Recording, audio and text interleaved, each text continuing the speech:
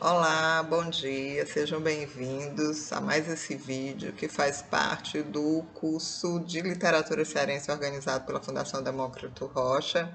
E eu vou falar aqui um pouco sobre o fascículo 2, o romantismo na literatura cearense, fascículo que foi escrito pelo professor Paulo de Tarso Pardal.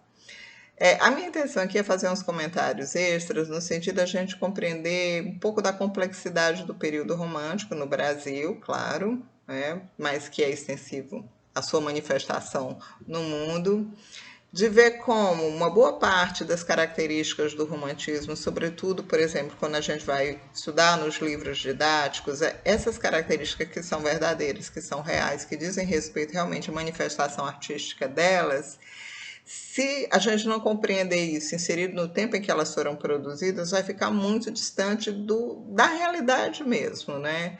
Então a gente vai ter essa ideia de que o romantismo é excessivamente fantasioso, excessivamente imaginativo, que é fora da realidade, como se os livros não fossem uma realidade, né? Uma realidade ficcional, mas o são. E aí eu perco a noção de que as pessoas que escreveram esses livros foram vivas e atuantes no período, né, em que viveram. Então, José de Alencar e tantos outros não foram seres humanos fora da realidade, muito pelo contrário. O que marca o intelectual do período romântico brasileiro é a sua presença e a sua atuação, tanto política quanto cultural.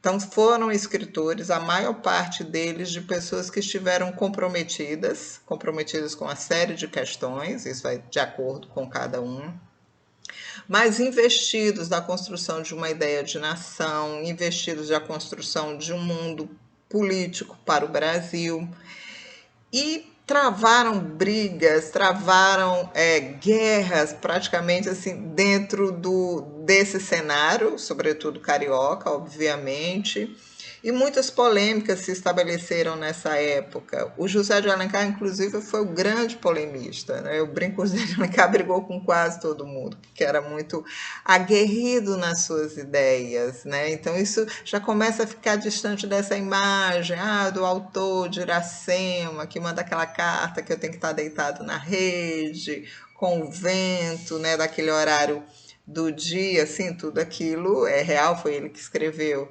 Mas a gente não pode ver o Alencar como um homem que ficou deitado numa rede para ler um livro.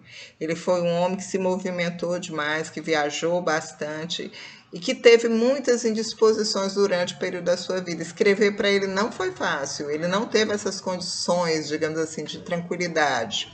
E como eu estava falando, houve indisposições de várias notações de várias séries. A gente pode citar aqui a controvérsia com Franklin Távora, que é a mais famosa, mas também teve com o Visconde de Toné.